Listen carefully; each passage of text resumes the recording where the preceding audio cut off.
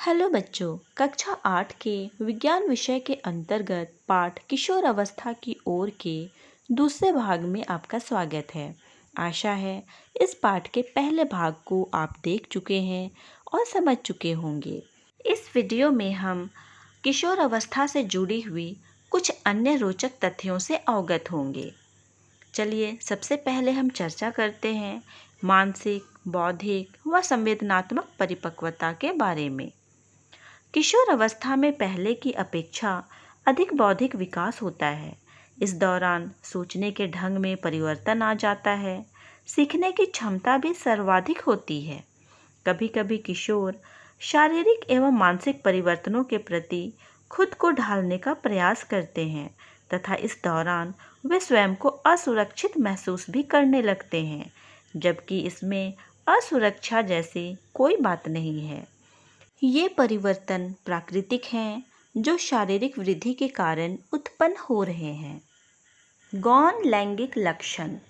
बच्चों, युवा अवस्था में लड़कियों में स्तनों का विकास होने लगता है तथा लड़कों के चेहरे पर दाढ़ी मूंछ आने लगती है। ये लक्षण चूंकि लड़कों तथा लड़कियों की पहचान को अलग करते हैं, इन्हें हम गौण लैंगिक लक्षण कहते हैं। इन गौण लैंगिक लक्षणों के कारण क्या हैं? यौवनारंभ में होने वाले परिवर्तनों के मूल कारण है हार्मोन्स। किशोर अवस्था में होने वाले परिवर्तन हार्मोन के द्वारा नियंत्रित होते हैं। अब प्रश्न है, ये हार्मोन हैं क्या? ये एक रासायनिक पदार्थ हैं जो अंतःस्राविक ग्रंथियों द्वारा स्रावित किए जाते हैं।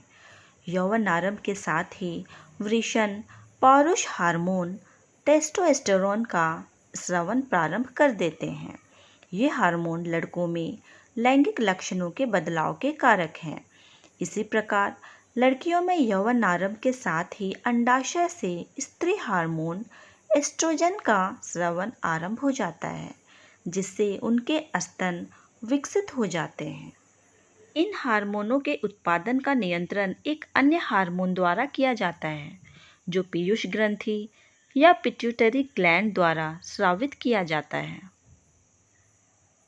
सर्वप्रथम हार्मोन का पता विलियम बेलिस एवं अर्नस्ट स्टार्लिंग ने 1902 में लगाया और इसकी अवधारणा को 1905 में स्पष्ट किया।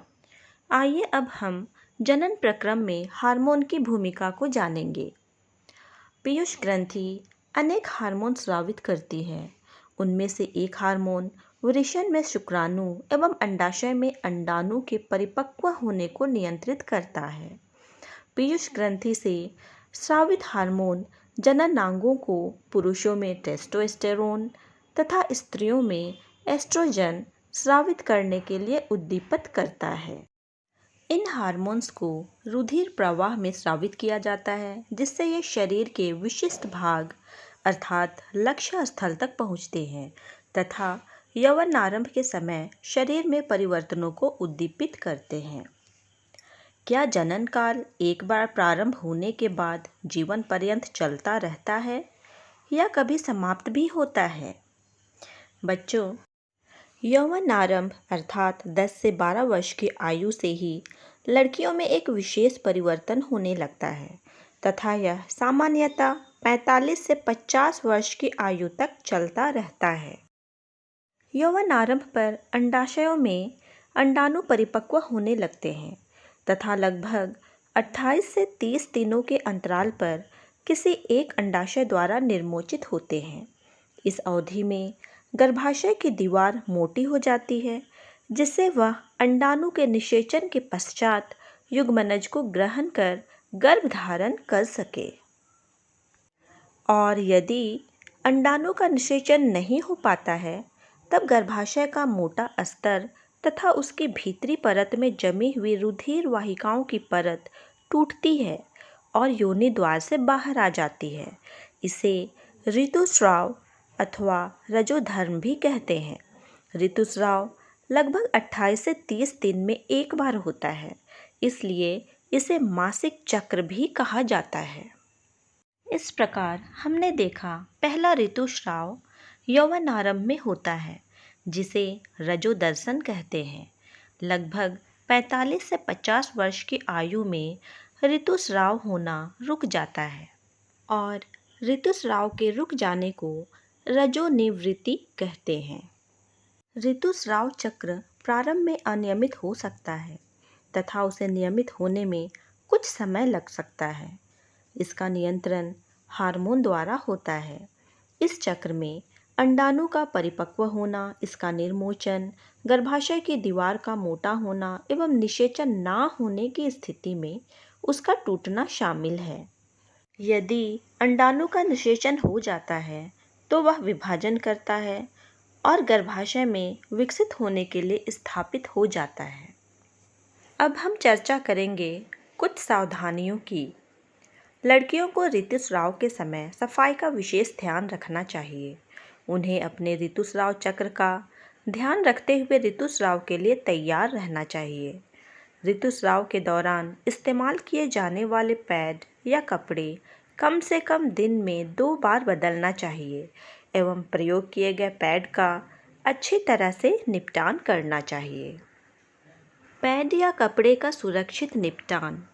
वर्ष 2013 में यूनिसेफ द्वारा किए गए अध्ययन में पाया गया कि झारखंड राज्य में 28% किशोरियां सैनिटरी पैड का उपयोग करती हैं, जिनमें 62% किशोरियां इसे ज़मीन में गाड़ देती हैं, जबकि 26% इसे खेतों, तालाबों एवं खुली जगहों में फेंक देती हैं।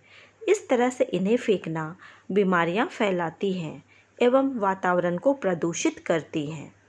इसके लिए झारखंड सरकार के द्वारा कुछ महत्वपूर्ण कदम उठाए गए हैं, जैसे विद्यालयों में सैनिटरी पैड का निःशुल्क वितरण किया जा रहा है। उपयोग किए गए सैनिटरी पैड के उचित निपटान के लिए भस्मीकरण यंत्र की व्यवस्था भी की जा रही है। साधारण इंसिनरेटर में बालिका शौचालय से लगी व्यवस्था होती है। शौचालय के अंदर की दीवार से खुला स्थान बनाया जाता है, जिसके बाहरी ओर से दीवारें खड़ी कर घेर दी जाती हैं। खुले स्थान के बाहरी ओर में जाली लगी होती है। अंदर के खुले स्थान से सैनिटरी पैड डाली जाती है, जो जाली में जमा होती है। जाली के नीचे के खुले भाग में आग लगाने की व्यवस्था होती है। समय समय पर उपयोग के बाद इन्हें आग लगाकर भस्म किया जाता है। अब हम एक रोचक तथ्य के बारे में चर्चा करेंगे। संतति का लिंग निर्धारण, अर्थात होने वाली संतान लड़की होगी अथवा लड़का। निषेचित अंडाणु अथवा युग्मनज में जन्म लेने वाले शिशु के लिंग निर्धारण का संदेश होता है। बच्चों, आप गुणसूत्र के बारे में पढ़ चुके हैं। गुणसूत्र प्रत्येक कोशिका के केंद्रक में उपस्थित होते हैं। सभी मनुष्यों की कोशिकाओं के केंद्रक में 23 जोड़े गुणसूत्र पाए जाते हैं। इनमें से 22 जोड़े कायिक गुणसूत्र होते हैं एवं 1 जोड़ी लिंग गुणसूत्र होते हैं। यह एक जोड़ी गुणसूत्र या तो X एवं X या X एवं Y होते हैं। स्त्रियों में अंडाणु समान गुणसूत्र वाले होते हैं, जबकि पुरुष शुक्राणुओं का लिंग गुणसूत्र X तथा Y होता है। जनन की प्रक्रिया में अंडाणु तथा शुक्राणु के संलयन अर्थात निषेचन के फलस्वरूप एक जोड़ी गुणसूत्र बनता है।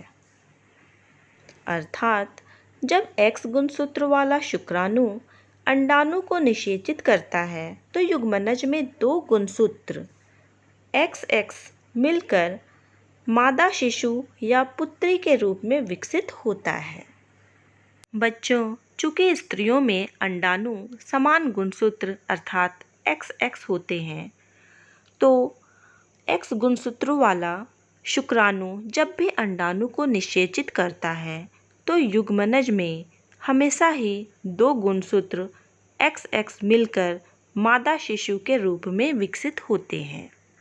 वहीं जब Y गुणसूत्र वाला शुक्राणु अंडाणु को निषेचित करता है तो युग्मनज में 2 गुणसूत्र XY मिलकर नर शिशु या पुत्र के रूप में विकसित होते हैं। इस प्रकार स्पष्ट है कि जन्म से पहले शिशु के लिंग का निर्धारण उसके पिता के लिंग गुणसूत्रों द्वारा होता है। अतः यह धारणा कि बच्चे के लिंग के निर्धारण के लिए उसकी माँ उत्तरदायी होती है पूर्णतः निराधार है। अब हम चर्चा करेंगे लिंग हार्मोन के अतिरिक्त अन्य हार्मोन के बारे में। पीयूष ग्रंथि, वृषण एवं अंडाशय के अतिरिक्त हमारे शरीर में कुछ और भी ग्रंथियां हैं। हमारे शरीर में थायराइड, अग्नाशय एवं एड्रिनल जैसे कुछ अन्य अंतःस्रावी ग्रंथियां अलग अलग कार्यों को नियंत्रित करती हैं। आइए अब हम जानेंगे किस ग्रंथि का कौन सा काम है। सबसे पहले थायराइड ग्रंथि। थायराइड ग्रंथि थायरोक्सिन नामक हार्मोन का उत्पादन करता है। इसके सामान्य मात्रा में उत्पादन न होने से गॉइटर या घेंघा रोग होता है। अगला है अग्नाशय ग्रंथि। यह इंसुलिन हार्मोन का उत्पादन करता है। इसकी कमी से मधुमेह या डायबिटीज रोग होता है। अगला ग्रंथि है एड्रिनल ग्रंथि। यह एड्रिनेलिन हार्मोन का उत्पादन करता है। ये हार्मोन क्रोध, चिंता एवं उत्तेजना की अवस्था में तनाव के संयोजन का कार्य करता है। थायराइड एवं एड्रिनल ग्रंथि पीयूष ग्रंथि द्वारा स्रावित हार्मोन के माध्यम से प्राप्त आदेश के अनुसार ही अपने हार्मोन का स्रवण करते हैं। पीयूष ग्रंथि वृद्धि हार्मोन का भी स्रवण करती है, जो व्यक्ति की सामान्य वृद्धि के लिए आवश्यक है।